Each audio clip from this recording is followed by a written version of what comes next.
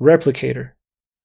Today, the word tribe or tribal has many negative connotations for us, but that blinds us from a very profound reality.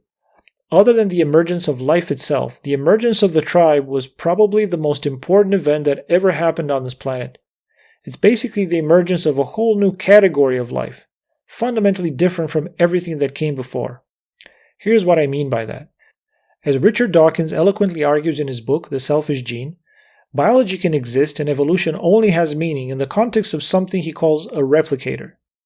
A replicator is some entity which is able to copy itself many times with high accuracy over many generations of some living thing.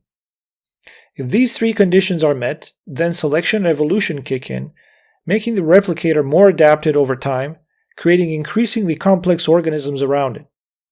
A replicator is the basic unit of evolution. Now, the only entity which fit this description between the emergence of life and 70,000 years ago was the gene.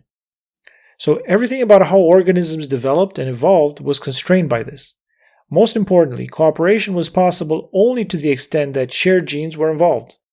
Unrelated fish of the same species can move together in a school, which is a form of cooperation, but that's about it.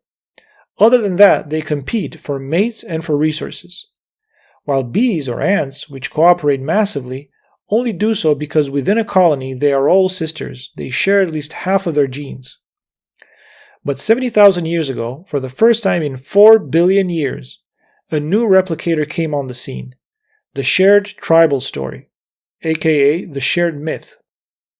Note that language by itself did not produce replicators, and the famous memes which Dawkins invented and which fill the web today are not actually replicators because only the first criterion is met, ability to copy themselves. The second and third criteria, accurate persistence over many generations, are met only for those things which are part of some tradition which makes efforts to preserve and transmit them. And just like the original replicator, the gene, this new replicator also inhabits an organism.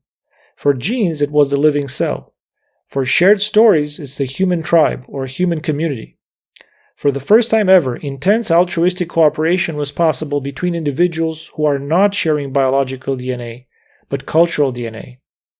The set of shared myths are the DNA of a human community in the most literal sense. This is not just a loose analogy or metaphor.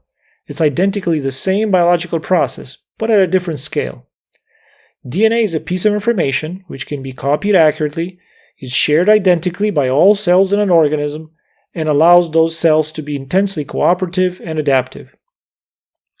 A tribal myth is also a piece of information which can be copied accurately, is shared identically by all individuals in a tribe, and allows those individuals to be intensely cooperative and adaptive.